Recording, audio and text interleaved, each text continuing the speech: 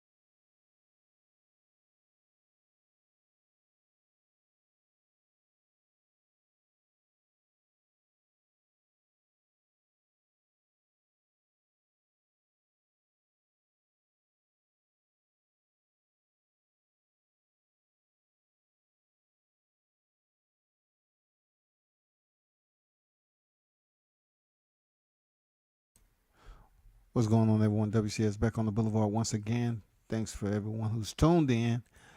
Shout out to Pop. First on deck. What's good with it, Pop? How you feeling? Today is a mixed martial arts affair, man. You already know. We have a high stakes middleweight bout going down real soon. Really soon. Like Saturday soon. It includes Alex Pereira against Israel Adesanyna. Israel Adesanyna is the reigning, defending champion. He's undisputed. He's undefeated in the UFC in his weight class. He is not lost. And this fight right here, man, is high stakes, bro, because these two have a history. You know what I'm saying? When you have a history with between two fighters like this, what I love about mixed martial arts, you can allow somebody to come in here, right? They have a history. And they allow that person to build up minimum amount of fights until they're able to step in there with someone that they've had, combat experience, competitive experience with in a previous organization. And also a different sport. That's the wild part about this particular matchup, is that these two fighters, Adesanyna and Pereira, they fought in kickboxing. And both of these are elite combat specialists, make no doubt about it. Both of these guys are elite combat specialists, man. I'm talking about the creme de la creme of freaking combat sports. Israel Adesanya lost a close decision to Pereira in kickboxing, and then they rematched again. You know what I'm saying? And it was a firefight between these two. I would have to say Adesanya landed some very solid, punches to stun Pereira, and he just couldn't finish him. But as Adesanya was said, he had the man on skates, which he did. He had him on skates. He had him hurt. And the fight, did I tell you, it was in Brazil. So what they did was, when Pereira was hurt, the referee stepped in and gave him a count to allow him to recover a bit, and still allow Adesanya to finish the job. Hey, it's Brazil, right? So once Pereira came out in the next round, he had gotten his wits back about him, man. You know what I'm saying? He had regained his composure, and he had some new profound energy. You know what I'm saying? So he went out there, and he ended up knocking Adesanya out. And I'm talking about on his back out. Knocked him flat on his back, stretched him out under the bright lights. Game over. So he's 2-0 right now in kickboxing. That'll be Adesanya's last fight at kickboxing. He then turned his focus over to mixed martial arts. As in Pereira, the Brazilian, he had several more fights, and then he chose to come over to mixed martial arts too. This weekend, they will be contending for the first time inside the cage versus one another November 12th. This is a high-stake middleweight fight. It is for the championship. It is for the undisputed. It is for bragging rights also. Why? Because when it comes down to combat sports, when you have someone like Pereira who has a decision over you, has a knockout over you, and then you come over here to a sport where Adesanya has already worked his way up the ladder, defeated the champion, and Robert Whittaker, and defended his title several times. Not only that, he's moved up to the light heavyweight division to take that risk with Juan Blachowicz and lost. But the fact that he did it, that only builds up, his competitive exterior, his armor, his experience, cage IQ. And I'm not gonna lie, when he started, fighting in the UFC, I wasn't too high on the Adesanya. I was like, he's not gonna make it the champion now. This dude's, a former kickboxer. Don't know what his ground game like. I just thought there was fighters that he was gonna run into that either had wrestling ability or BJJ background was gonna hold him accountable for not having, being strong in that area. He proved me wrong, man. He proved me wrong. Both of these fighters come in at 6'4", 80-inch reach. Both of them match up perfectly when it comes to the physical aesthetics. But when you talk about MMA in general, Pereira, he'll be contending in his 8th mixed martial arts fight. As in Adesanya, his 25th. Adesanya is 23-1 right now. And like I said, he's undefeated in his weight class. But his only loss came up when he tried to move up to 205 and become champ. So I can't blame him for taking the risk. I became a fan of Adesanya off reaction. I'm going to be honest, like I said, I didn't think he'd be champion the way he was and the way he's dominated. He's been in there with some really, really big names. I have to give him his respect, man. You know what I'm saying? I have to give him his respect. So, Adesanya made the transition from glory, back in 2017. So he's going on like 6 years. You know what I'm saying? In mixed martial arts, he's faced the likes of Melvin Gilliard, Vettori, Tavares, Derek Bronson, Anderson Silva. Yes, the same Anderson Silva who just lost to Jake Paul. Kevin Gastelum, Robert Whittaker, the infamous Cuban headache, Yoel Romero, Paulo Costa, and then of course he rematched Vettori and rematched Robert Whittaker, who was at the time when they first fought, Robert Whittaker at the current time, man, was champion. You know?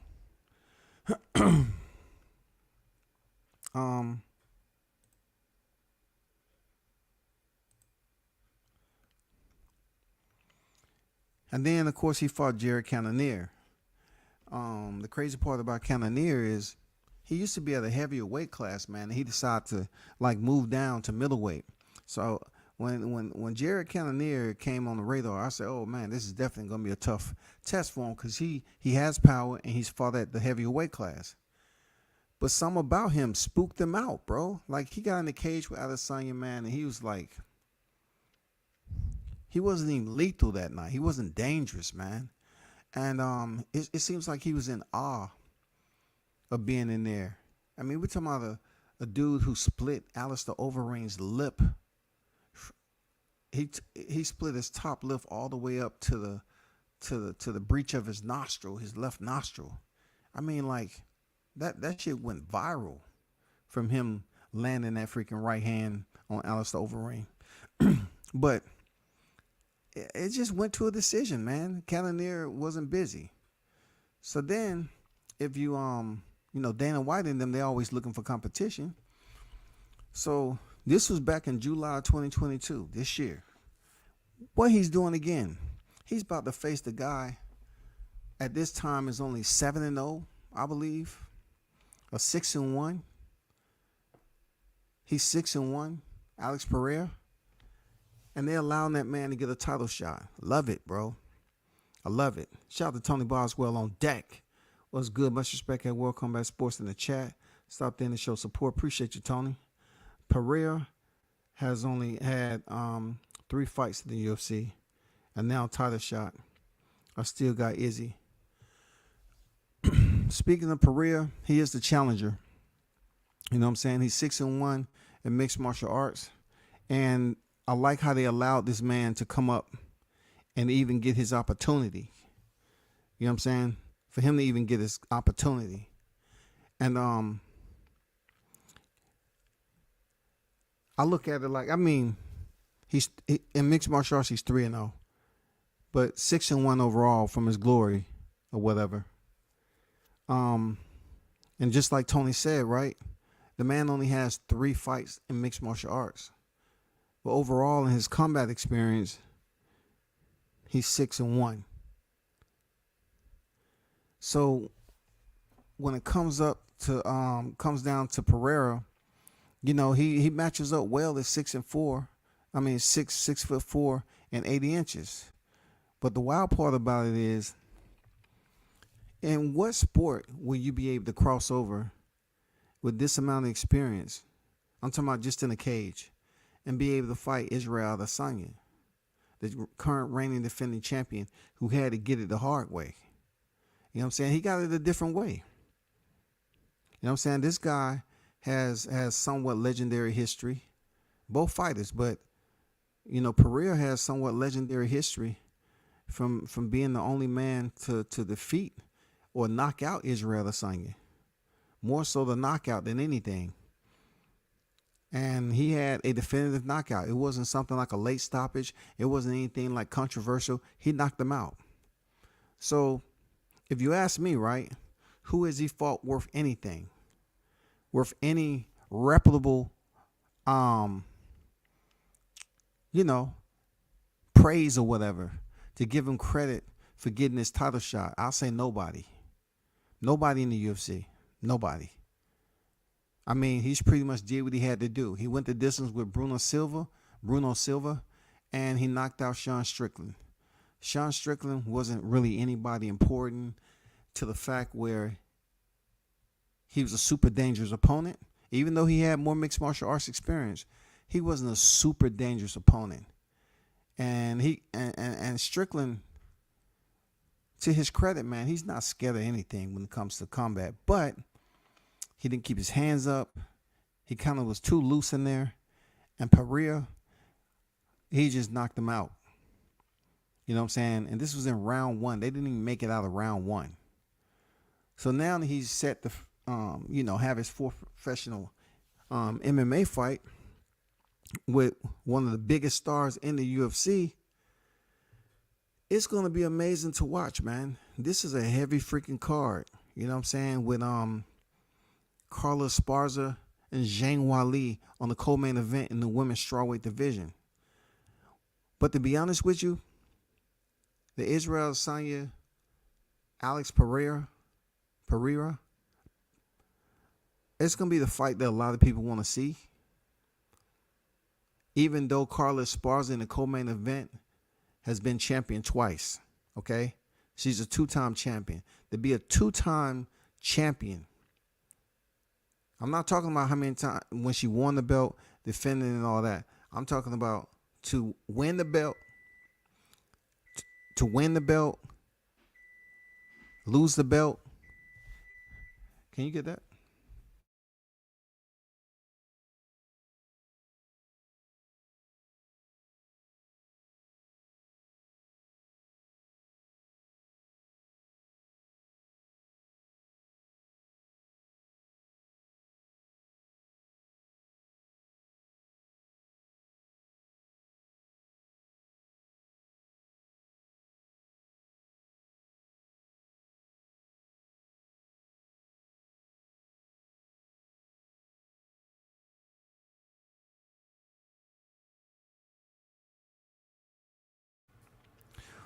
So when it comes down to Adesanya and Pereira in the main event, this is one of those fights that has history behind it, man. You rarely have an organization or promotion that will entertain a fight like this. But in MMA, especially the UFC, they continue to show and prove that they all about the best fighting the best, man. I love it. You know what I'm saying? I love what they're doing over there, even in Bellator, PFL. But, the one thing that separates PFL from UFC and Bellator is that it's a tournament-based promotion. You know what I'm saying? I like tournaments too, but I like just regular, bouts being held and competition and these fighters being able to compete to get themselves in the championship contention. Now, another thing that's good is, depending on who you are, if you keep winning, like they'll put you, they'll give you the opportunity to fight for an interim title sometime. You know what I'm saying? It depends on who you are. They'll give you the opportunity to fight for an interim title and then a championship. But the key word here, they give you an opportunity. That's what separates the stigma that is placed on boxing. Because anybody that's coming over here in boxing, and they only have 3 professional combat sport fights in boxing. It depends on how well you were, how good you were in the other sport. I still don't think they'll give you a championship fight. I seriously don't think they'll give you the championship fight. There's no way. I haven't seen it. Like say for instance, Conor McGregor. Conor McGregor came over here and fought Floyd Mayweather. Floyd Mayweather at the time is just like a whole nother different circumstance. That was more so them two entertaining each other in social media, trash talking one another. And even though it wasn't an exhibition bout, it kind of was, an exhibition bout. And like I always say about boxing, they have very minimal prerequisites for somebody to come over here. So being that Conor was a superstar in mixed martial arts, it was nothing for him to come over here and fight Floyd Mayweather. But imagine if the title, just to say a title would have been on the line, and Conor McGregor was able to fight for a boxing title. You know what I'm saying? What if Floyd at the time was reigning defending champion, and Conor McGregor gets the opportunity to cross over sports into the ring and fight for a title? Shout out to my guy Shaw News, the Sauce Experience, aka Showtime. Shaw, what's good? That's Showtime. What's going on? Big Blunt Boxing in the building. What's good, fam? Chase, what's good? What's good? Chase say this shit gonna be lit. I got Alex. Okay. We got somebody that has Alex. Okay. I watched the second fight and Easy was piecing them up. Absolutely. Until he got caught. That's why I said, like Izzy had him on skates, man. Shout out to Shaw News, the Sauce Experience, man, with the $5 super chat. I appreciate the OGWCS. He put me onto the game, from watermarks to the cameras to LLC. Keep marching, stepping on these lanes. For sure, man. You continue to grow and do your thing out there, man. Continue to show people that you can lead from the front.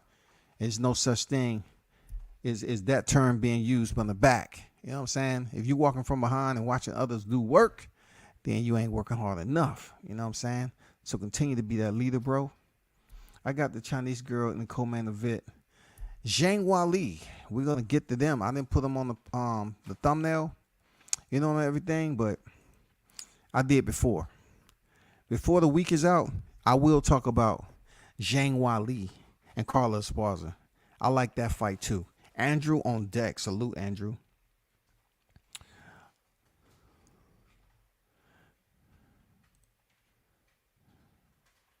Yeah, they did. They did believe Conor had a chance.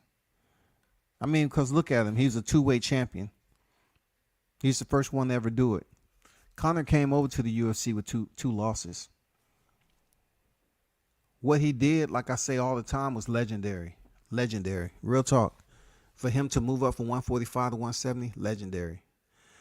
So, for Adesanyna and Pereira, of course it's bragging rights. But also, I want to say it's middleweight supremacy because Adesanyna has been solo dolo for a long time. He's pretty much sanitized the entire middleweight division, man. He's pretty much swept everybody. And he's even competed against some of his adversaries twice, like a Robert Whittaker and Marvin Vettori. You know, he's fought those guys twice, man. You know what I'm saying? So Adesanya is no slouch. He earned every step of the way. You know what I'm saying? Every rung of the ladder. So I don't know what to say about this guy, Pereira. This is mixed martial arts, brother. I'm not saying that he can't knock him out. But just like Tony said, in the rematch, Izzy was having success with the boxing. And he did hurt Pereira. But also, you have to understand that that was kickboxing. That was with heavier gloves. Over here in the cage, 4-ounce gloves. Okay, are we still going to have, you know, the same type of experience? No. Is the gloves going to have the same type of effect? No. We're talking about 4-ounce gloves. We're talking about 4-ounce gloves, man. You're going to feel it. You're going to feel the punches, real talk. It ain't no ifs, ands, or buts about it. You're going to feel the punches. And then also, it's every metric of the physical anatomy measured from the head to the feet. One of the most beautiful systems of combat there is. You get to utilize any types of turns, jumps. You can leave your feet in mixed martial arts to complete a strike.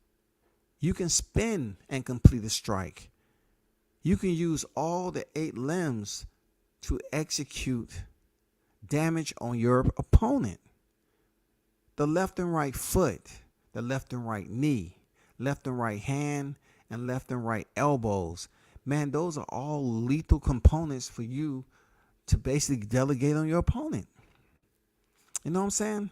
It's a beautiful sport, man. It's came a long freaking way. And I like how the UFC has cleaned it up and everything. But most of all, you know, being that boxing is an annual sport and been around longer than mixed martial arts, so to speak, I look at it like the UFC in certain areas have caught up, okay?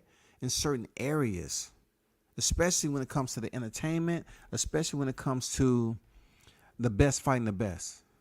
No doubt about it, hands down, they're all about matching big names up with big names. Boxing is more so you got to go through the ins and outs, under the table handshakes, sidebar agreements, behind the scenes, you know what I'm saying, deals. It's just so much going on in boxing because it's not a regulated sport, man.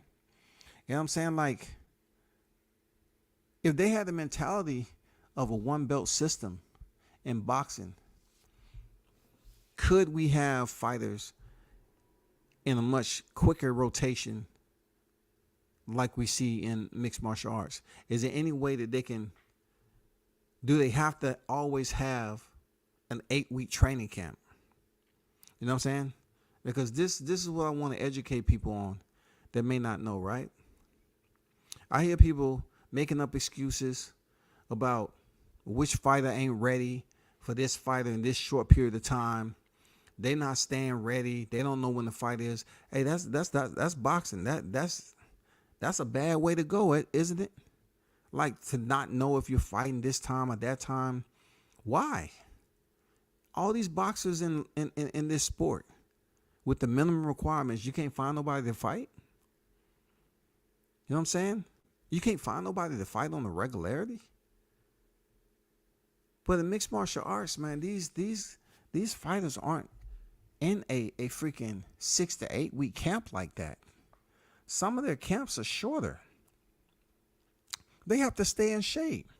Whereas you have people over here making excuses for boxers who saying, well, there's no way they can be in shape for that person or this person. It's fighters that's took quick turnarounds to come into championship fights, man.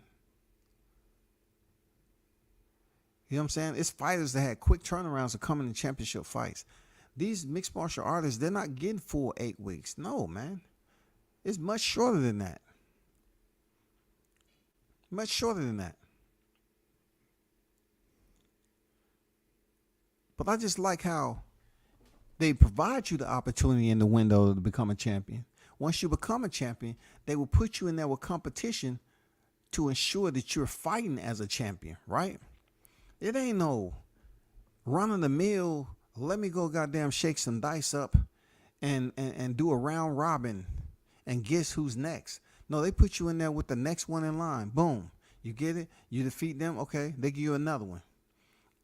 It's really no soft touches, really. Like, they rotate the best names in and out the cage. You win, you don't, you come back, you fight some other contenders, and you get back in title contention. That's how they allow these champions to stay busy and to prove their legacy and to continue to make a paycheck. I love it, man.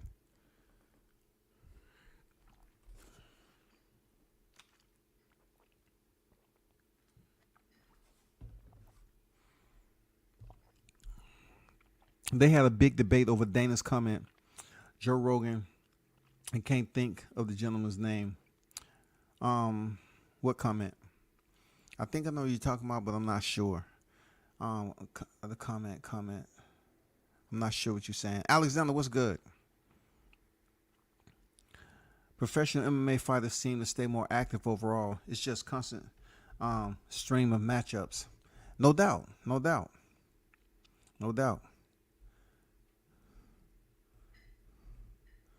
I mean, if you're talking about the comment he made about using the N-word or whatever, is that it? Because that's one of the controversial comments he made. But, you know, if you look at what happened to him, he even got a bigger contract or something like that or whatever based off what he said or whatever. But people still messing with Joe Rogan. Man, I mean, that word, it depending on what situation, what moment, it has its severity, and sometimes it's very light. It's almost innocuous. You know what I'm saying? So, UFC, gladiator sport, boxing, gentleman sport, it is. I don't know if we can call it a gentleman sport anymore. You know what I'm saying? I don't know if we can consider that. I consider boxing a gladiator sport too. We just seen what happened to Morrell's opponent. This man is in what? An induced coma or something like that. Boxing is indeed a gladiator sport. People should treat it as that. That's why I'm saying I try not to ever call a fighter a bum, this, that, and the other. I call him ragu or something. Ragu is way better than a bum. A bum has many type of areas of perception. For real, it hits home quickly. You call a fighter a bum, in front of another fighter, they say you box? Oh, I just heard you calling somebody a bum. I just wondered, did you box? You ever box? I'm talking about professionally. Like you step and you lace up. You did? You want to get in there now? And they'll test you. Boxing is a freaking gladiator sport, man. Mixed martial arts. That's in my opinion there, Tony. That's just my opinion. You know what I'm saying? I understand what your OP is. No doubt about it, brother. I just look at the people who have proven that it's a gladiator sport. You know what I'm saying? The ones who died in the ring and take damage from them big gloves, them heavier gloves. Hey, if people dying in there and people's lives are being changed, if a sport can alter the way you talk, it can basically induce slurred speech. I think that's a gladiator sport, because some people who would tell you they start to slur their speech continue to lace up and take fights and get back in the ring. Look, slurred speech is not going to get you out of a fight. Like, you can still fight with slurred speech. You know what I'm saying? If you pass the medicals and everything, they don't require you to be a thespian. They just require you to be an athlete who can compete well enough to get into the ring. You know what I'm saying? That's it. They're not asking you to bring your freaking, your college credits, your whole entire transcript up here. Say, hey, come on, man. This transcript should get me in title contention, man. I got my master's. Okay, working on my doctor's now. Boxing don't want to hear that shit, dog. But back to the UFC 281, man. It's gonna be fire. This card is gonna be fire. Real talk, man. You got Michael Chandler and Dustin Poirier. Man, this fight card is gonna be super lit, man. And you know what? The UFC always putting on cards like this. They always giving their champions the opportunity to fight. Always, man. They always damn near have 2 to 3 championship fights sometime. You know what I'm saying? They make you want to tune in. Look at Aljamain Sterling. He just went in there and defended his title again. That's after he went in for a rematch with Peter Yan. They sent him back in there to defend his title again. They give you the opportunity, man. They allowed Charles Oliveira, who missed weight, lost his title, then he won the fight, to step back in there and fight Islam Makhachev. And goddamn it, he lost via submission. But the whole point I'm trying to make is the UFC allows it to be there for you. It allows the fans to see. They don't blackball you. They don't put you on the shelf, man. This man missed weight, still won the fight, couldn't get the title, just like Davis Figueiredo at 125 flyweight. He came in there against Joseph Benavidez, right? A team alpha male fighter. Missed weight. He couldn't win the title.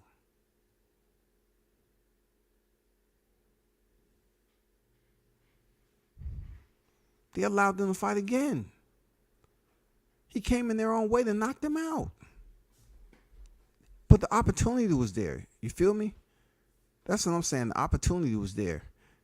They don't put you on the shelf. They don't put you in the closet, man, blacklist you. Like, people miss weight in the UFC. They ask you, hey, what's going on? What's popping? You know, you good? You miss weight like that? Okay. Look at Khamzat Chimaev. Khamzat Chimaev, last fight with Kevin Holland, he came in damn near like 4 or 5 pounds overweight, man. This man came in damn near, if I'm correct, I'm not sure, he was about 4+ pounds overweight. I'm not totally sure on the accuracy, but I know he was multiple pounds overweight. He flipped off the freaking media, and he went in there and took out Kevin Holland in one freaking round. Subbed him out. One freaking round, man.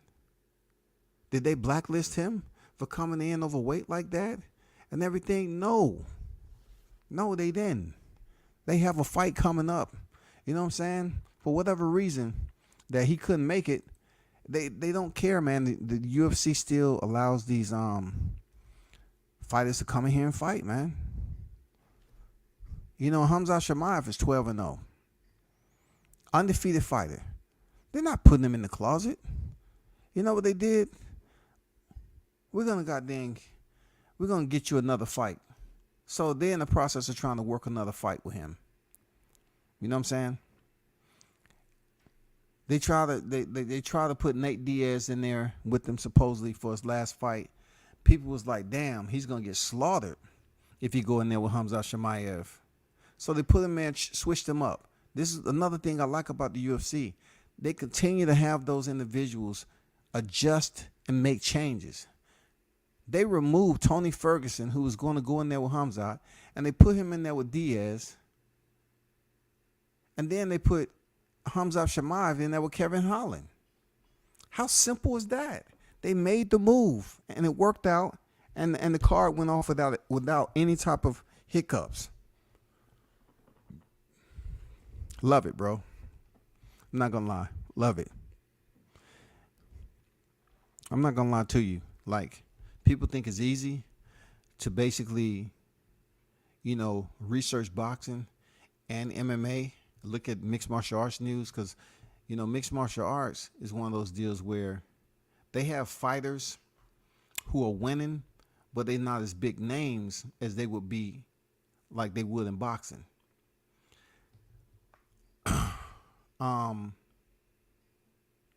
They become big names due to the frequent schedule. You know what I'm saying? Like if they coming up and they win something via submission, nobody really is shocked and awe. You know, they come in here and knock somebody out, or it's a submission. They have to continue to do the shit. They have to continue to get their name out, and then they step up the competition. But it's a lot of unknown fighters that's in mixed martial arts that are constant rotation, fighting on the undercard, and then making their way up to the main card, and you just got to pay attention. If people just gave it a thought to pay attention, it's much different of a weight class. Like boxing in general has over a dozen weight classes. I think 17 weight classes, right? As on the male side of the house, they have 8 in mixed martial arts. And then for the women, I believe they still have 4. They have 115, 125, 135, 145. That's the highest the women go up, 4 weight divisions. And they just created the 115-pound division not too long ago. And then for the fellas, they start from 125 all the way up to heavyweight. So they give you the steady rotation in between time. They have less divisions, and people might say, well, you know, that has nothing to do with anything. It's the matchmaking. It's being the organization promotion has a president. You know what I'm saying? A well-known, legendary president in Dana White. Absolutely phenomenal matchmakers. I mean, the company was picked up, started, and they ended up selling it for $4 billion. You know what I'm saying? And of course, they had to keep some familiar faces over there because that's just the way you do it. You know, Dana White has mad stock in there. He'll never be broke. And then, of course, Joe Rogan, he's one of the faces and actually trains freaking mixed martial arts. You know what I'm saying? He ended up getting his black belt on the Eddie Bravo 10th Planet Jiu-Jitsu, and it took him damn near 10 years, which it may be long for certain people, but like I say, it's all about the professor who raises you. But anyway, back to the main event. UFC 281. I'm going to bring up. All right. Give me a minute to bring this card up.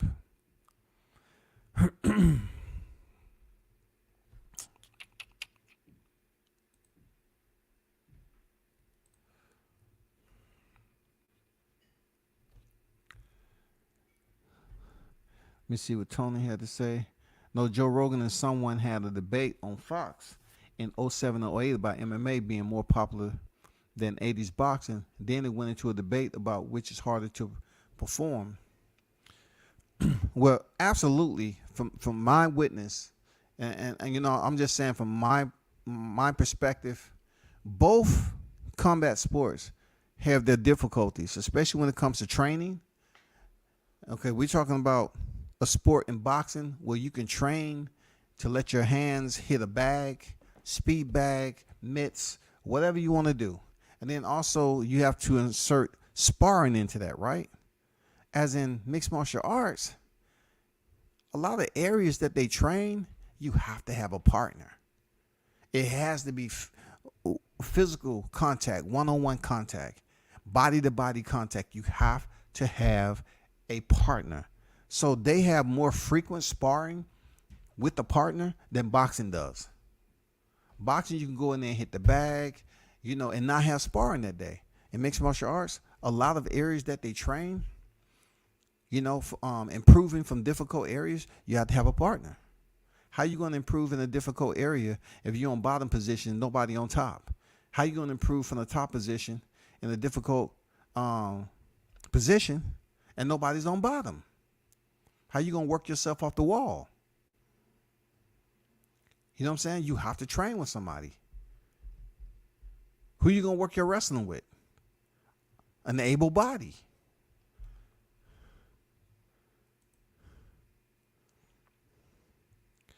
I think boxing is harder sport. You have to stand toe to toe, no ground and pound. Everybody, depending on what what sport you favor the most, there, Tony. Of course, I say the much harder sport than me. It's hard to tell. You know what I'm saying? Which is a harder sport? You have the sport of boxing that can be extremely hard with those big gloves and the punishment you take up top. Whereas you have MMA and it's bone-to-bone contact. In the sport of boxing, you have no bone-to-bone contact. You do not. Your main points, your main weapons are wrapped up and protected with gloves. Your hands. Your main weapons, your hands, have gloves, a certain size glove on the end of them. In mixed martial arts, your elbows don't have gloves on them. Your knees don't have gloves. Your shins don't have gloves. As a whole, there's various points of your body that you can use as striking points that doesn't have padding. When your skin break and bones damage and fractured from bone-to-bone contact, that's not going anywhere if you continue to compete in mixed martial arts. It's not going anywhere because the only padding and protection that you have on your body that consistent with striking is your hands. That's only 4-ounce gloves, man. It's only 4-ounce gloves. Though I respect boxing enough to say it is absolutely tough, but I consider MMA to have more areas of concern with me when it comes to training. It's a tough sport to train, man. You get tired looking at them guys train. But good shit, man. Appreciate the comments. Don on deck. I'm looking forward to Izzy versus Alex. No doubt. No doubt. Sterling is the real deal. In my opinion, kid has good hands and good game. He will be there, in my opinion, for a while. He does, man. I'm happy for him. Real talk. I'm happy for Sterling because they really didn't put him on the pound-for-pound list when he won the title from Peter Yan the way he did. They pretty much sort of kind of try to blacklist him a little bit and say, we're not going to give you credit for that title until you go back in there and defend it. He went back in there against Peter Yan and he won. And he dominated at that. He dominated the guy. You know what I'm saying? He dominated him, bro. Say salute, just got in from work. Got to grab a bite to eat. No doubt, man. Take it easy. You and the fam. Be safe out there, man. God bless, brother. UFC strategically shuffled the cards that Hamzat move was planned. Nate would have gotten cooked. He would have, man. They listen to the people too. Even though people may not know it, they listen to the people too. Also, bare knuckle boxing versus Buakwa, two Muay Thai legends. Gonna be a good one. I've been hearing about that fight, but I haven't yet did research on it just yet, to be honest with you. See bare knuckle fighters come and go, and I've seen some Like Lorenzo Hunt that I was able to cover before he was even champion. I was there when he did the workout for bare knuckles. I was there when he did the workout. I'm one of the only people that has a freaking interview with Lorenzo Hunt down in Florida when he was trying out for bare knuckle fight. And the man is now a 2-division world champion. He is a beast. That dude is a beast, man. I'm happy for his success, bro. Lorenzo Juggernaut Hunt, man, salute to you.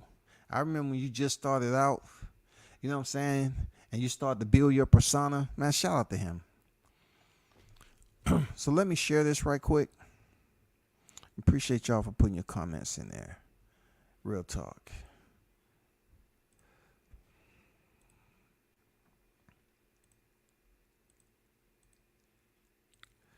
So this right here,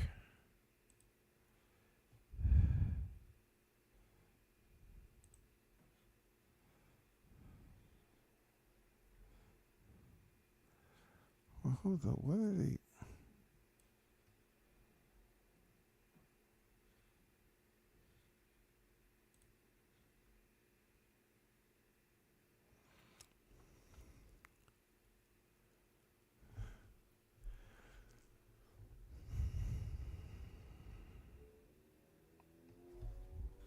So this is UFC 281. I'm not sure whether let me see. Hold on for a second. Okay. So this is UFC 281. Adesanyna versus Pereira. It's going down Saturday, November 12th, and begins 6:00 p.m. Eastern Standard Time. The broadcast, the prelims will be on ESPN, of course. And, the venue is going to be Madison Square Garden. That's out there with, Shaw News and all them cats, right? I'm pretty sure you're not going to be able to get up in there with credentials. They're very strict, man. But let's go to the first fight. Like I said before, 23-1 Israel Adesanya. You know what I'm saying? The current reigning, defending, undisputed. He's never been defeated in this weight class. Never been defeated. Alex Pereira, he's the challenger. The history between these two is from kickboxing, Glory Kickboxing days. And, of course, 2-0 bragging rights go to Pereira for defeating Adesanya as a kickboxer, as both of them compete in kickboxing. That's been a while ago, so, you know what I'm saying? We moved on to mixed martial arts. This is a multifaceted, dynamics, striking discipline. You know what I'm saying? The system is a lot different from boxing. A lot different. Even the equipment is different. In boxing, you have gloves, you know what I'm saying, mouthpiece. Also, you have trunks and you have shoes. All right? In mixed martial arts, you have trunks, you have gloves, and if you're a female, you have a top. All right? Like I said before, there's many areas to your body that you can use to damage your opponent, and that's bone-on-bone contact, people. It's bone-on-bone contact. So Adesanya is 23-1. Pereira is 6-1. And this is going to be a middleweight championship showcase. For the women, in the co-main event, the UFC Strawweight Championship, you have Carla Esparza. What's special about Carla Esparza is that she was the first women's strawweight champion at 115 pounds. The first, y'all. The first. Ultimate Fighter 20, Finale 20. She beat Rose Namajunas to pick up the belt. And then she would lose it. This is what I'm talking about. This is what I'm talking about with the UFC. Check this out right here. Let me show you what I'm talking about. Check this out. She won the UFC finale, right? Check this out. Let's go all the way back. Look. She defeated Rose Namajunas right here. Right? There was the Ultimate Fighter 20 finale in 2014, December. They automatically put her in there with Joanna Jędrzejczyk, man. Right away. She was a former kickboxing champion. They put her in there. You know what I'm saying? Look, this wasn't no long layoff. This was December 2014 to March 2015. They put in there with Joanna Jędrzejczyk, and that's where she established her legacy. Joanna Jędrzejczyk would go on to defend her titles a total of 5 times before getting stopped in the 6th defense to tie Ronda Rousey and knocked out in the first round. But anyway, I just wanted to show you that.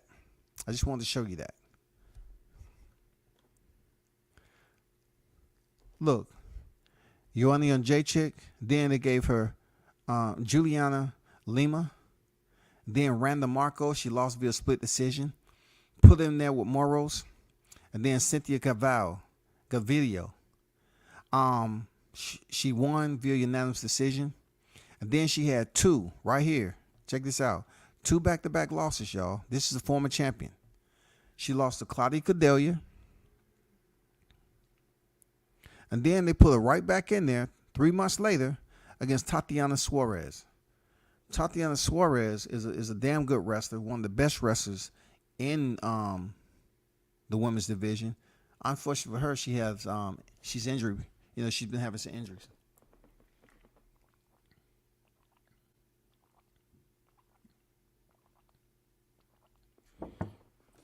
She has some injuries that stopped her from continuing to climb the ladder competitively and get a title shot. So they would give her some other opponents, keep her busy, right? 2019, gave her an opponent. September 2019, moved her up to 2020. Gomez. Marina Rodriguez, put in there with Jan, kept her busy. Another fight in 2021. There's a grappling match against Danielle Kelly. She lost. Doctor stoppage. And then, look, Michelle Waterson is one of the bigger names she had, you know, close to her getting another shot. Michelle Waterson, okay, a.k.a. Karate Hottie. They gave her 2 more opponents, a grappling match, because you're going to see grappling in here. Periodically, they put it up there, win or lose. It don't mean too much. And then they gave her Rose Namajunas. Somebody she fought, 8 years ago? Something like that. She fought Rose Namajunas damn near 8 years ago, and she won a split decision and took Rose's belt. Amazing, ain't it? She defeated Rose Namajunas in the Ultimate Fighter finale. It took her 8 years to win the title again, y'all. 8 years to come back around and fight Rose again. Incredible, bro. And in between time, Joanna Jędrzejczyk will establish her legacy. Rose Namajunas would establish her legacy. Jessica Andrade will get a part of the title. You know what I'm saying? Rose Namajunas would be the first women's strawweight to win the title, lose the title, and regain the title. And then you had Zhang Weili, the first Chinese women's world champion. She would come in there and defeat Jessica Andrade in the first round. There's been some history there. Carla Esparza, Joanna Jędrzejczyk, Rose Namajunas, Jessica Andrade, Zhang Weili. You know what I'm saying? This is some quality names. But that's going to be your co-main event. All right? That's going to be your co-main event. Let's go over here. This is going to spook you, okay? This is what I'm talking about, mixed martial arts. This is going to spook you out. Check this out. This is the Chinese former strawweight world champion, 22-3. Now look at that now, 22-3. Pretty much a lot of experience for mixed martial arts, right? So look at this. All these, neighboring organizations. She came in to the UFC in 2018, y'all. Do the math. 4 years? It took about 4 years, something like that. They gave her Danielle Taylor. Nobody special. And then they increased her competition to Jessica Aguilar right here. Subbed her out round 1, armbar. And then the Tornado, Tisha Torres, highly skilled veteran. She won via unanimous decision. Tisha Torres is not a slouch for any fighter. And then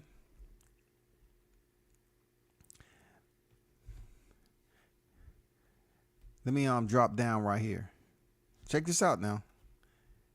Danielle Taylor, Jessica Aguilar, and Tisha Torres.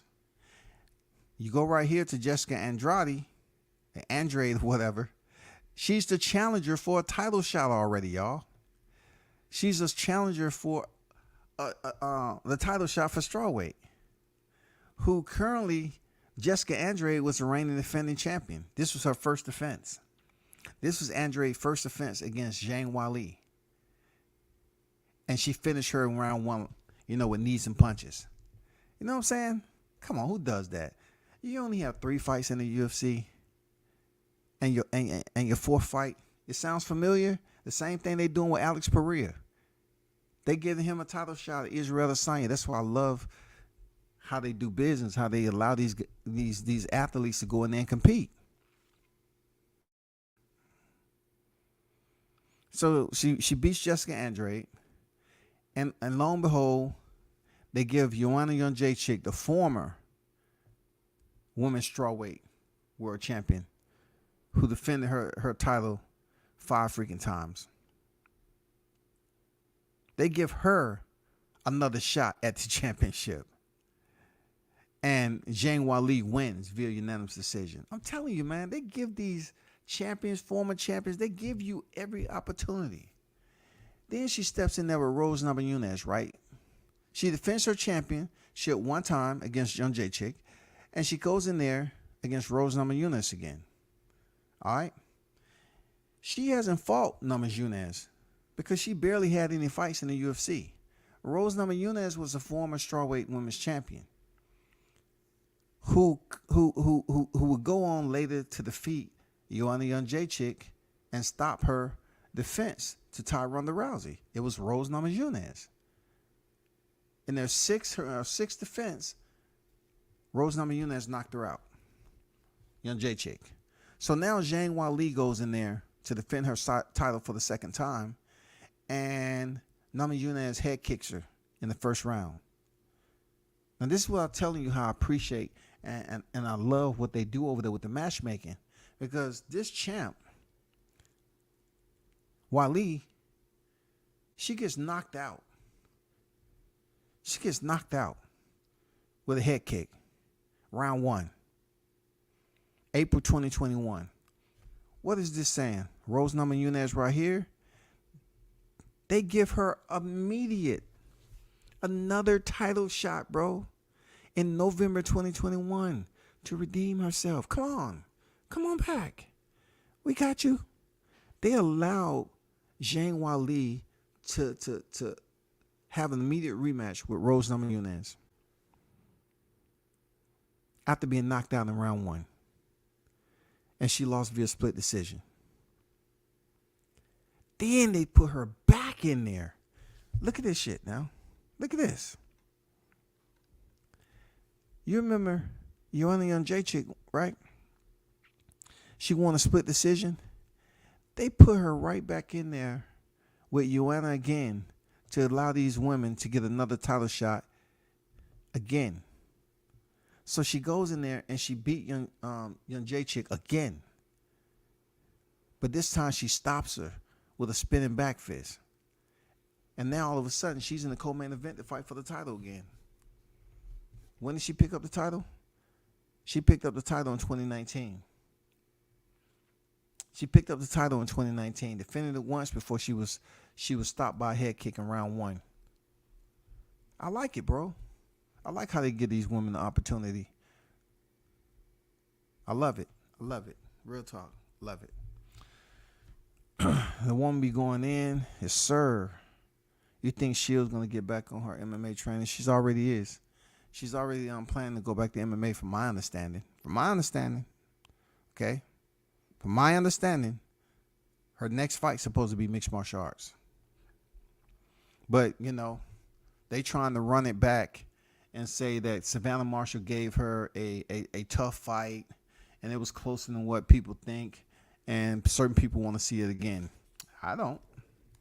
I don't want to see it again, but being that she's limited in competition, they can make the fight again. You feel me? They can make Carissa Shields and Savannah Marshall again. I would rather Carissa take that fight now, like train for it, rather than going over to mixed martial arts, start working on her mat time, kicks, and all that, and then try to come back over here to the sport. I'm telling you, it's tough to cross-thread sports. When you're talking about boxing, mixed martial arts, it's very, very tough to cross-thread that. Different type of training that goes on there. Different type of training, man. I told Carissa, I put it out there for Carissa Shields. Leave boxing, leave it alone for a minute. You accomplish everything you need to accomplish, man. Leave it alone. Go over to mixed martial arts. Dedicate your time to jiu-jitsu. Okay, get your BJJ down, get your wrestling down, and work on your kickboxing and Muay Thai. Your hands are already certified. Work on your other skill sets, man. Valentina, she a little savage too. That girl's superior skill set. I like Valentina. She fights at 125 though. I like the bullet. Real talk. I like Valentina. You know what I'm saying? She's pretty much dominated. She's a future Hall of Famer. She's dominated the lightweight division. It was only one other champion before her, from my understanding. And that was Nico Montano. And she's, if you don't know what happened, she won the title. And then, of course, Dana White in the UFC, you know what they do? They put you in there with tough competition, right? So she called herself going in there with Valentina Shevchenko on fight week. She was signing autographs and all that. And then she left the arena on the day of weigh-ins or something, talking about she had a stomach virus. They stripped her the title because people wasn't buying it.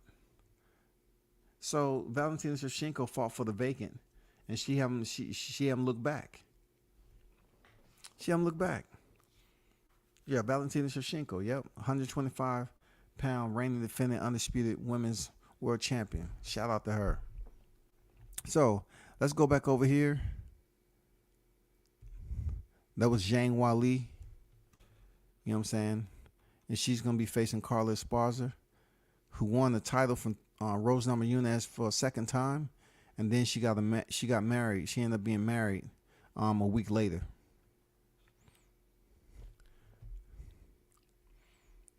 Then you have Dustin Poirier, which is the last fight before the co-main event.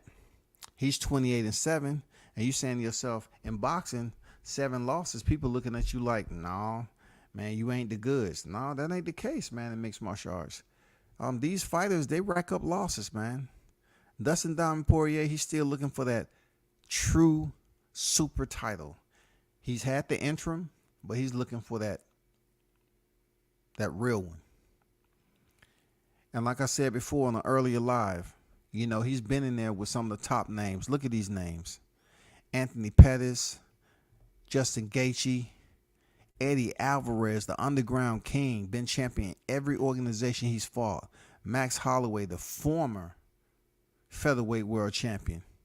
If you wonder why he up here lightweight at 155 pounds, like I said, Max Holloway moved up to face Dustin Poirier to get an attempt that could beat Nurmagomedov. He just couldn't get it done. Too small. And then Dustin would later go in and fight Nurmagomedov and subbed out in round 3. They would give him another guy, Dan Hooker, who's coming up, big name, and he won the unanimous decision. And this is one of the bigger fights, man. Him rematching Conor McGregor, who beat him early in his career. So he was stepping there with Conor McGregor and stop him via punches. Conor is the only person who would talk all that shit, get beat, and just act like my country got me anyway. My country got me anyway. I'm not talking. I'm not worried about what you. So he loses via punches, and talk all this shit tomorrow. Okay, Dana White said, okay, we're gonna make it again. They give him a trilogy.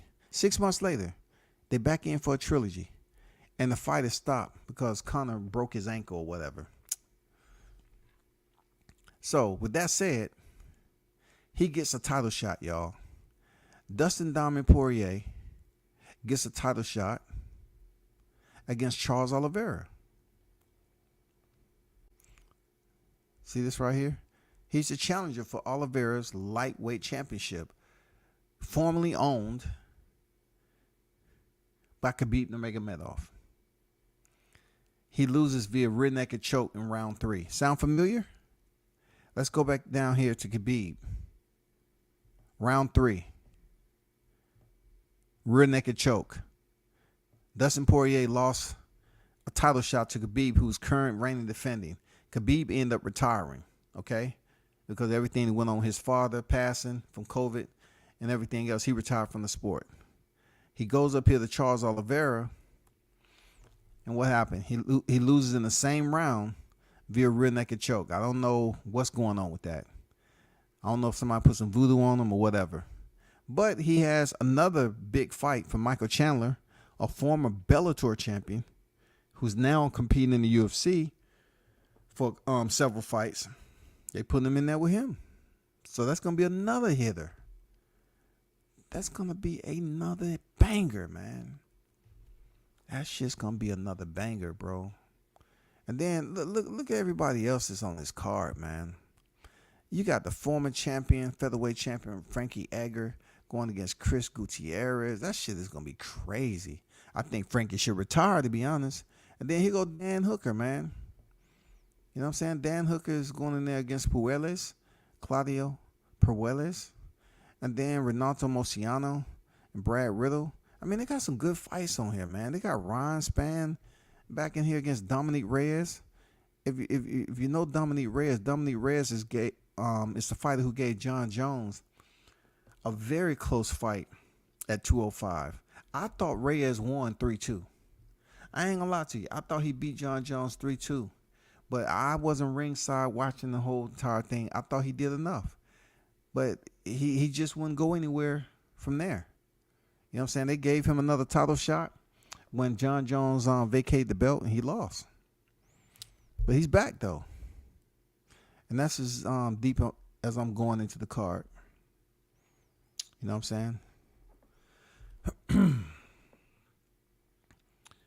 Dustin versus Chandler should be a nice scrap. It is, bro. Both of them guys has hands.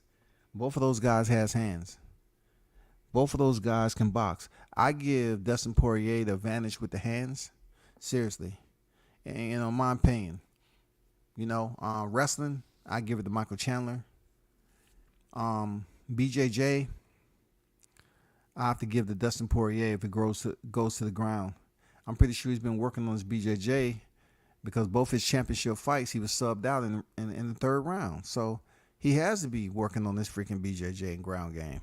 I'm pretty sure he's put in extensive mat time to improve that shit. I didn't know you covered UFC. I cover mixed martial arts.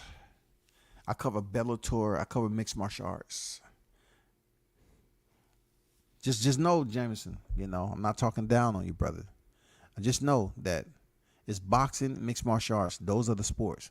People have a habit of just saying boxing, UFC because it sounds good. UFC isn't the only MMA promotion that's out there. It's just the most premier. It's a more established, you know, the premier promotion. And then you think about it, right? Covering boxing, is there such thing as a premier promotion? Not really. You know what I'm saying? But in MMA, yeah, UFC is the cream of the crop. Period. They are. They the cream of the crop. That's where fighters go if they really want recognition and notoriety. They go to the Ultimate Fighting Championship. Real talk. Yeah, Cape Man said he thought Reyes won. I thought he won, man. I thought he defeated John Jones 3-2. You know what I'm saying? I thought he did, bro. But John Jones, they love him, man. He's been out the sport for a while. I don't know when the next time he's gonna come back out of retirement. He's supposed to be coming back in the heavyweight division and potentially fighting Stipe Miocic. I don't know. I started watching when John Jones was coming up.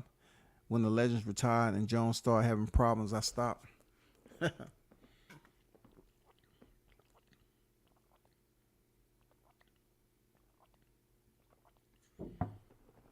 You can't stop watching of one fighter. They have so many talented fighters in MMA. Even in Bellator, man. They have so many talented fighters, man. Real talk. UFC, Bellator, even they have some fighters up in the PFL, man. Shout out to Lance Palmer, man. I appreciate you giving me those 2 interviews. Lance Palmer, man, 2-time tournament winner. He won $1 million twice. Twice. You can't tell me he ain't happy. You look at his house, his cars, what he's been able to do with his family, man. Come on, bro. Shout out to Lance Palmer, man. Dustin lost to Charles, who has the most submissions. Yeah. You know, Charles is lethal. Like, when Kevin Lee shot in for a single and Charles locked up that guillotine, I was like, oh, my God, what were you thinking, Kevin? Like, you had to know better. Like, this guy submission game is poison. You pick your poison. If you want to shoot in for the shot and you leave your neck out there, goddamn it, he's gonna strap up. He's gonna lock in that motherfucking choke, and then shit gonna go real black quick. But he ended up being choked out by Islam Makhachev. You know what I'm saying? I mean, I guess it's different when, according to if you have an injury or you can't. I don't know, but I guess Sambo ruled that night. Because Oliveira is no slouch off his back. But he ended up being submitted, man, in round 2. Arm triangle, I think. Oh, man. Yeah, Eagle FC. Shout out to Khabib Nurmagomedov. You know, the Eagle. He started the EFC. It's still in its growing stages, you know what I'm saying? But I'm glad he was able to start his own organization, put on some fights. You know what I'm saying? Professional Fighting League, PFL, them too. That's where Carissa Shields fight. And just so you know, FYI, the only reason Carissa is fighting in the PFL is strictly based off her weight. All right? You remember when Carissa said she would move down to 147, but she don't want to lose her butt, right? So you have to look at mixed martial arts as far as the organization. Let's start with the UFC. Their highest division in the women is featherweight at 145 pounds. That's their highest division. But in PFL, it goes up to 155. Kayla Harrison won the tournament already, and she's a former Olympian, judoka specialist. So it's no other organization. She can't go to Bellator. She's not as experienced as she needs to be to go to Bellator or the UFC. And plus, they don't have a 155-pound division. So the only way she's going to even cross over the mixed martial arts at her weight, and she want to compete at a comfortable weight, is PFL. It's tough, though. It's going to be very, very tough for her.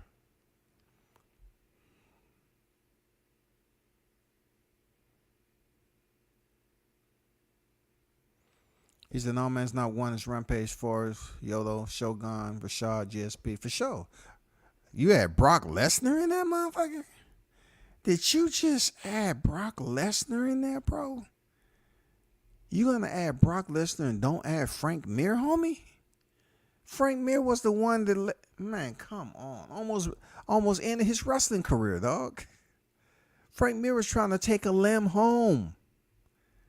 How dare you add Brock Lesnar in there and Frank Mir goddamn almost took his leg off, dog. Yeah. Brock Lesnar, they say his hands is the size of people's heads, bro. You know what I'm saying? That Minnesota strong. But Yoda Machida, hell yeah. Shogun Hua, yes, sir. Sugar Rashad, I saw him and Brad Hames when they had their initial freaking Ultimate Fighter finale. Shout out to Sugar Rashad, man. Shout out to GSP. One of the best to ever do it, man. Look, still to this day, when I think of that moment, when I seen him get hit with a spinning back fist from Matt Serra, I was like, what? A little short Matt Serra, you allow him to catch you like that. And I say, it happens, I guess. You know what I'm saying? It happens. But it still stands out to me like unbelievable. Unbelievable. And Forrest Griffith fight, you know what I'm saying? To open it up, hell yeah. You know what I'm saying? Hell yeah. And Rampage Jackson has some very highlight moments too, especially when he knocked out Chuck Liddell. You know what I'm saying? That was a highlight moment.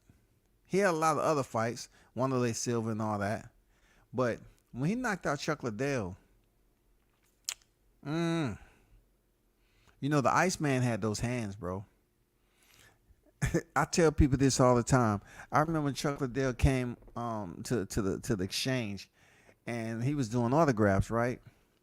So I said, man, let me go check Chuck Liddell out. At that time, man, I'm like 225. I'm in crazy shape. I said, man, I want to see what Chuck Liddell looked like. I mean, this dude just knocking, sleeping motherfuckers. So I went in there, I'm looking, and, I'm standing in line. And then I said, nah, let me go get something to drink. Because I was on my way head to the gym. So he just happened to do something. He had a break, so he was talking to somebody. And I looked at him. I walked up close to where he was at, and I looked and I said, damn, he don't look that big. You know what I'm saying? He looked at me.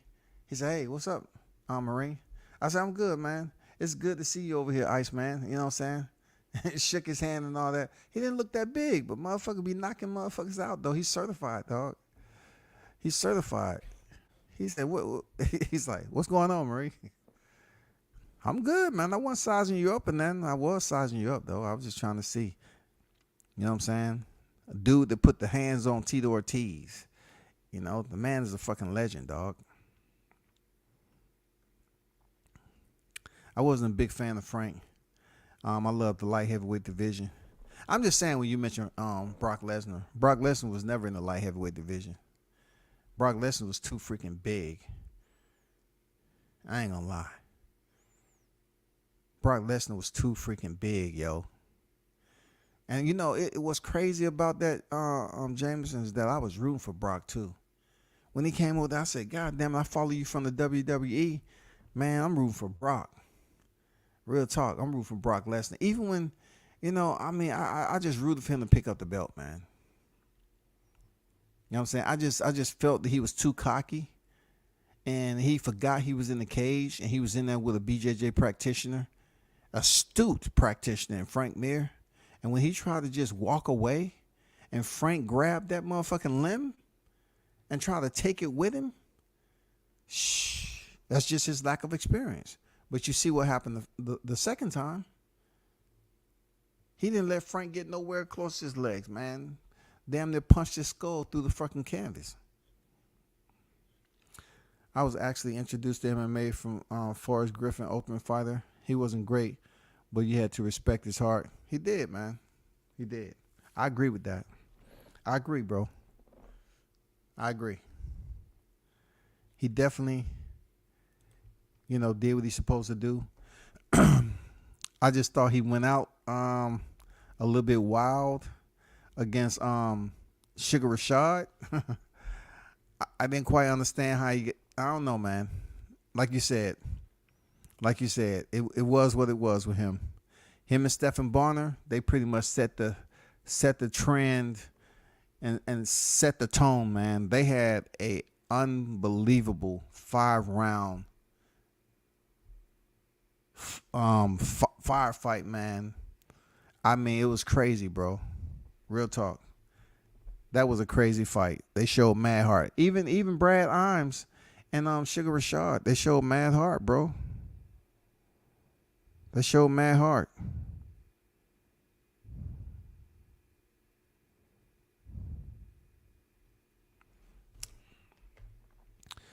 But hey, man, appreciate y'all pulling up as always, man. Um, I, the next time I probably do a MMA live, it's going to be highlighting. They both got contracts that night. Yep, absolutely, absolutely. They both got contracts. Absolutely, you're right. You know what I'm saying? Both of them got contracts, which was good. Unfortunately, Stephen Barnes has some woes. I mean, some serious problems, since he left mixed martial arts, being arrested and all that. And then Forrest Griffin, he works at the training facility.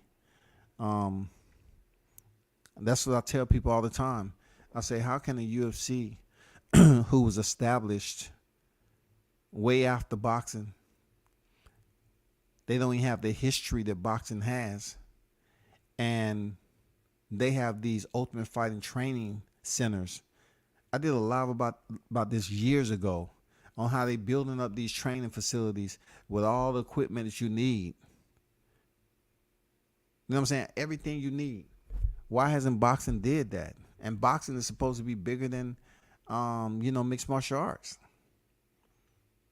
But they're not building. There's nobody contributing.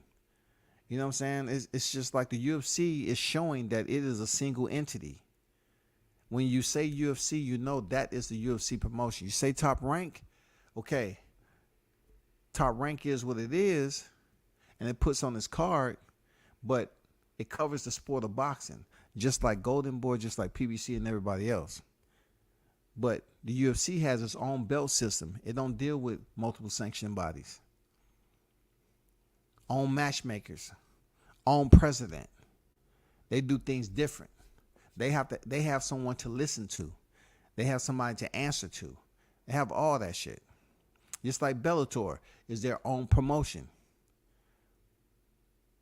There's some similarities in mixed martial arts and boxing because the promotions, of course, have their fighters. They have their signed fighters.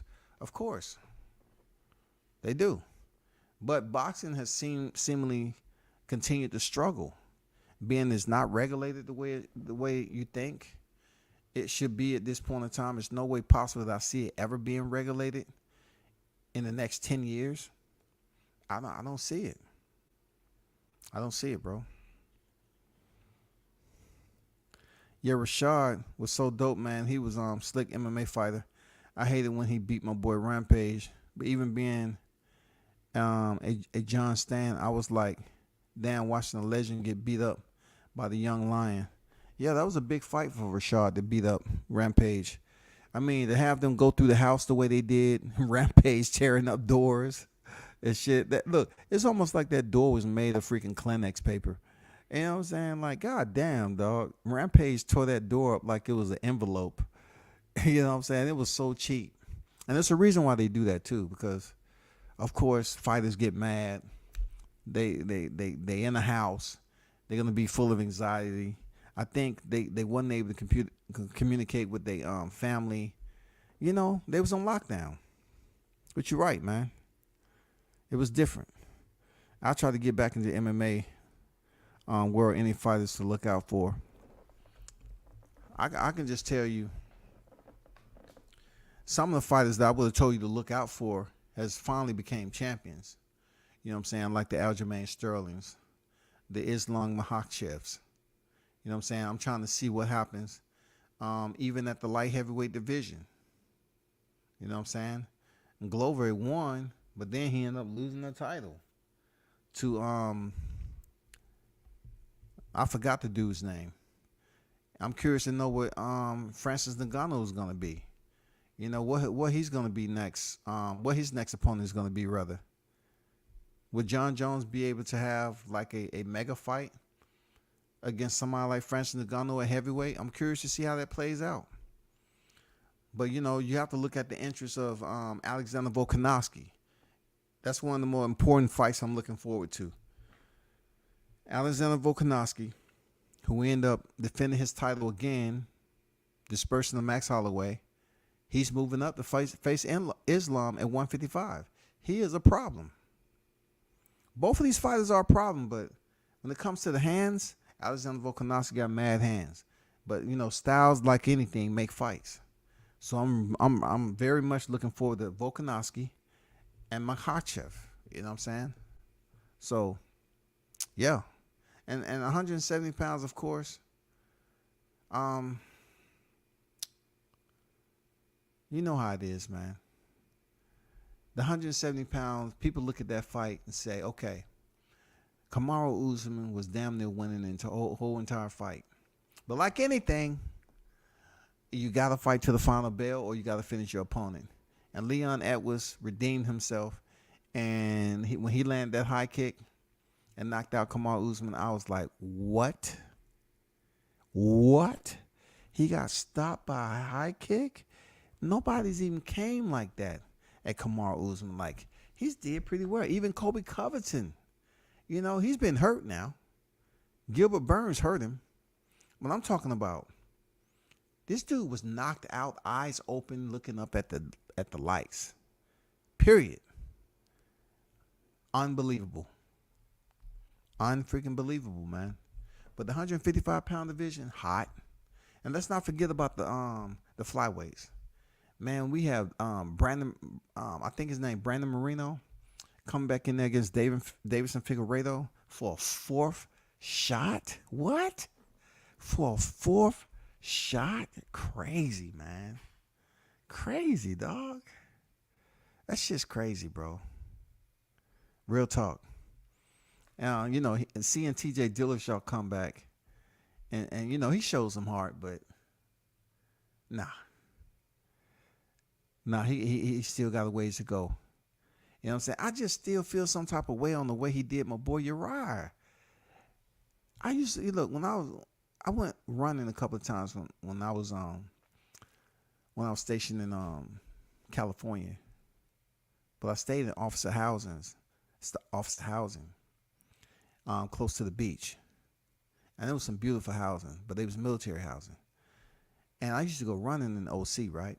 I used to see Uriah Faber all the time whenever he dropped by. Like, I'll see him if he was down there helping somebody in the camp, I'll see him. I saw Ryan Sheckler, the skateboarding phenom. I used to see him all the time too. I remember when he pulled this Mercedes Benz up to the mall, and he got out. I was like, "What the fuck? That's Ryan Sheckler." And then my son was looking. I said, "You don't know who that is?" How do I know who that is, and you don't know who he is? I said, "What's going on, Ryan?" He's like, "What's up? What's up, man?" He was in a goddamn big ass Mercedes Benz, man, by himself. Nobody with him, by himself, man. Yeah, I used to see Uriah Faber and all them cats, eating at this restaurant. I mean, that was a good time. It was a lot of MMA fighters you'll meet in California. All the time, man.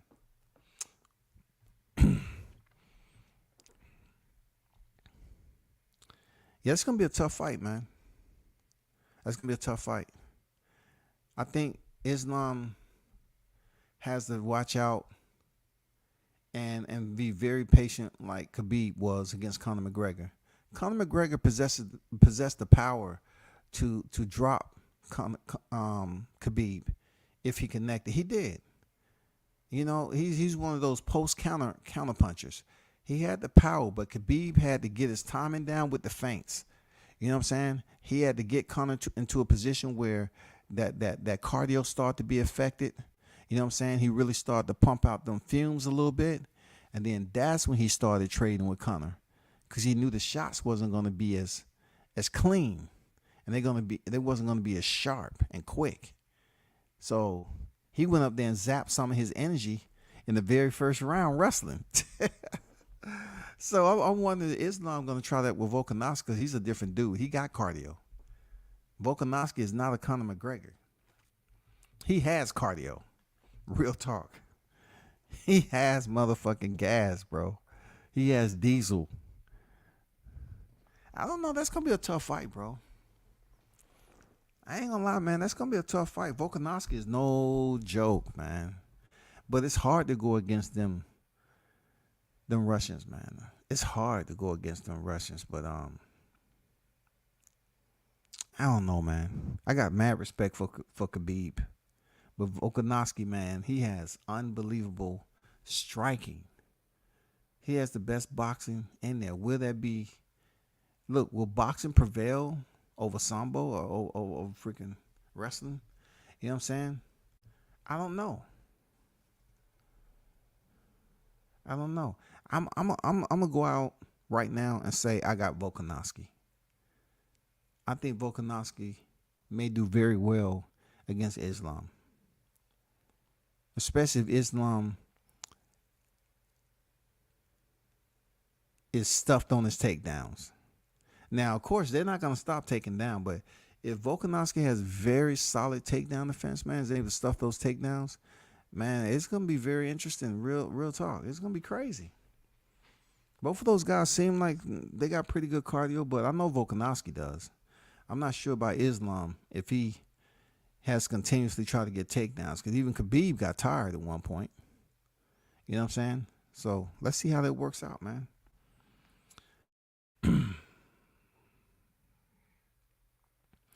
I got Volk, the Cape.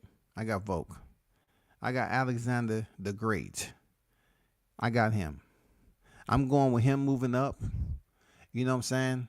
Like Conor McGregor did the same thing. Conor McGregor was the first one to do it. He moved up from 145 to 170 and then came back down to 155 and knocked out Eddie Alvarez. Legendary shit. Legendary. The way he did that shit. Went from 145 pounds now. If you think about that in boxing. You go from welterweight all the way up to light heavyweight damn near. Think about that shit in boxing. You go from welterweight past 54, past 60, past 68. You're going up to 170 pounds for the first time? And you fighting a true 170 pounder in Nate Diaz, a BJJ black belt, and you can't knock him out, so you shoot in, ill-advised, on a Cesar Gracie trained BJJ practitioner, and you fuck up, and by the time you know you fucked up, he already unlocked up the rear naked choke. Oh, you're done. He was done, dog. Gooch, what's good, man? WCS greetings. Got Adesanyna by knockout. Okay. All right. Beat twice by his opponent, revenge. You know what? I'd be a fool to go against a champ. I can't sit up here and just go against the grain for fun because this dude has a lot of hype. He has 3 fights in. I can't do it, man. I got to go off Adesanyna. I went against him before, and, man, he's proved me wrong too many times, man. I thought Robert Whittaker was going to beat him in the rematch. I thought Yoel Romero was going to beat him. And, when they fought, man, I thought Paulo Costa was going to beat him. Man, I went against freaking Adesanyna so many times, dog. I say, fuck it. He is a style bender. I said, man, he is a style bender, bro. Oh, so he believes he's going to choke him out. It's possible.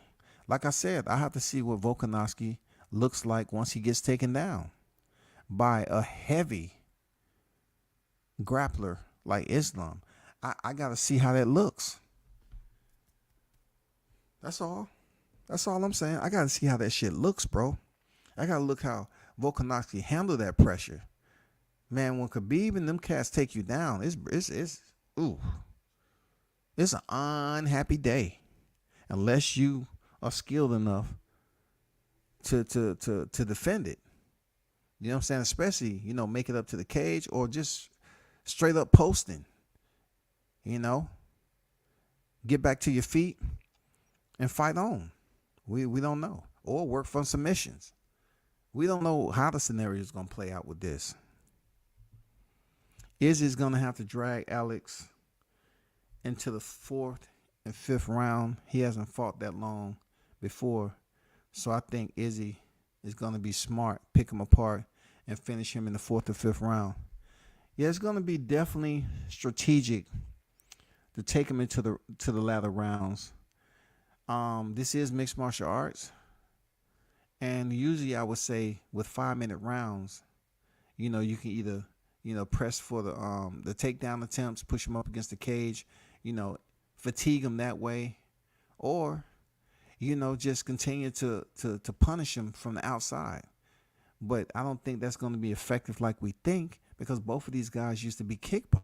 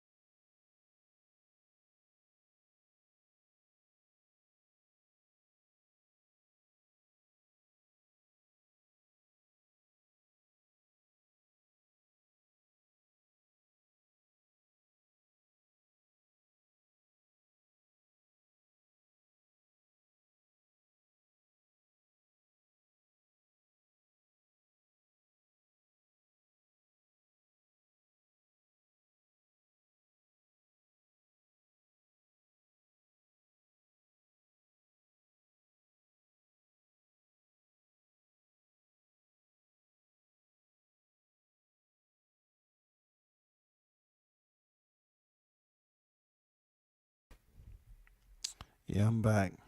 Don't know what happened with that.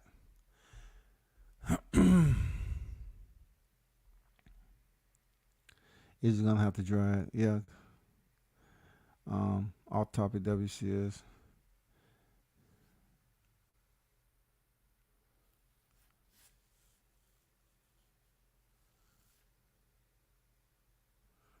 Ever heard? I guess you somehow heard of John the Panther James. I can't tell you right now. I'm gonna say I'm not sure. I don't know. I'm not sure. You know, you're talking about moonlighting in kickboxing. Even though I know some kickboxers, it's not as thorough as boxing and MMA in general. But I'm gonna tell you no. I can't remember him right now. I cannot remember him right now. He had a North American boxing title briefly back in the day. Yeah, I did watch kickboxing growing up. I mean, I was able to go to Thailand where, you know, they have some incredible Muay Thai schools. I wish I could have just trained over there for an extensive period of time and just went through the storm. You know what I'm saying? I'm pretty sure it would have been a learning life experience. But yeah, kickboxing. I can't picture the guy. I can't picture him right now. Nope. But that's all I got for the night, people. You know, shout out to y'all for pulling up, man, dropping the comments in there. I'm definitely going to be doing mixed martial arts on a more of a regularity. You know what I'm saying? I just made that commitment. I mean, most of the time I'm up here looking at BJJ tournaments and everything. You know, they have the ADCC. There's this real big that went down. I don't know if they finished yet, but I know it's supposed to take place. I think it's October or November. They was having trials or whatever, so it might be this month. Let me check right quick. It might have been this month. ADCC 22 schedule.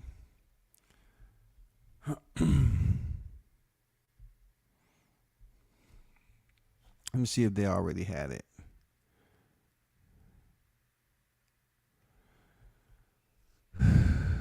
So no, it's still going on. It's over there in Las Vegas too. I really want to attend that. Shout out to them grapplers out there, the Muddy Flats, man. You know what I'm saying? Yeah, they still going on.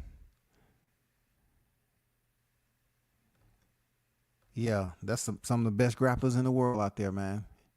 Some of the best grapplers in the world. But yeah, I've been pretty much watching the ADCC.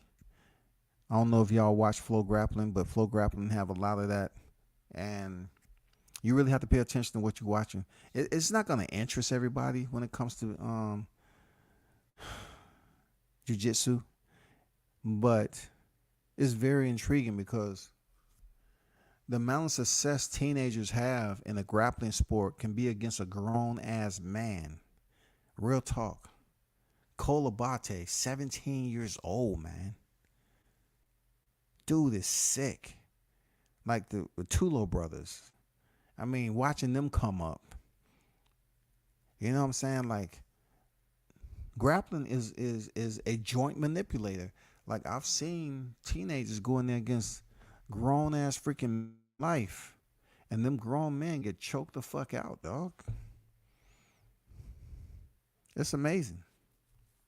It's amazing. But appreciate y'all for pulling up, man. We should do this again, man. Hit the like button on your way out. You know what I'm saying? Sub to the channel. Yes, it's going to be on and popping. Boxing, MMA. You already know. Not too many people do it like WCS, but you know what I'm saying? I'm going to get back into covering these mixed martial arts, and especially the grappling event. You know what I'm saying? Abu Dhabi Combat Club. You know, it's going on right now. The championships, World Championships for 2022. Appreciate y'all turning up and tuning in to World Combat Sports.